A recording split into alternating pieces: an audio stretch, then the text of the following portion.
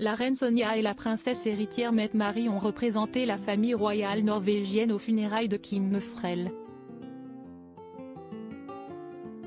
Décédée à l'âge de 86 ans, le 22 novembre 2021, cette militante a eu droit à des funérailles nationales.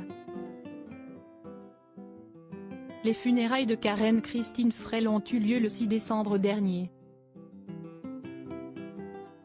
Présidée par un évêque de l'Église d'État, la cérémonie s'est déroulée dans la cathédrale d'Oslo. News from Norway rappelle que Madame Frell avait autrefois dénoncé l'Église d'État pour son combat pour les droits des homosexuels.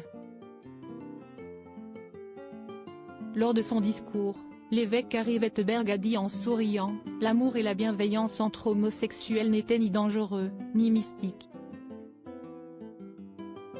En dehors de la reine Sonja et de la princesse Mette-Marie, plusieurs autres personnalités norvégiennes ont assisté aux funérailles. Jonas Gahr Støre, le Premier ministre a fait un éloge de Madame Frell en la qualifiant de personne chaleureuse, courageuse et puissante. La Norvège est devenue un pays où il fait bon vivre, plus libre et plus diversifié, a-t-il déclaré. Les actions de Kim Frell ont mené à l'abrogation de plusieurs lois qui lésaient les homosexuels. Les luttes de Kim Frell ont mené en 1972 à l'abrogation de la loi criminalisant l'homosexualité. En 1977, l'homosexualité n'est plus considérée comme la loi comme un diagnostic psychiatrique. Cette même année, la discrimination fondée sur la préférence sexuelle fut également considérée comme illégale.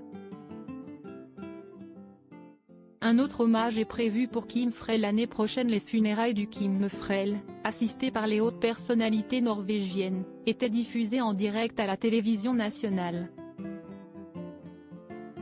Cette cérémonie est l'hommage ultime à Kim Frell, la quatrième la plus importante du siècle selon le vote public mené par NRK en 2005. Cependant, le Premier ministre a annoncé dans son discours que la Norvège rendra un autre hommage au principal champion du mouvement pour les droits des homosexuels. Norvège fêtera l'année prochaine le 50e anniversaire de son travail de pionnier pour faire changer les lois discriminatoires, a-t-il déclaré.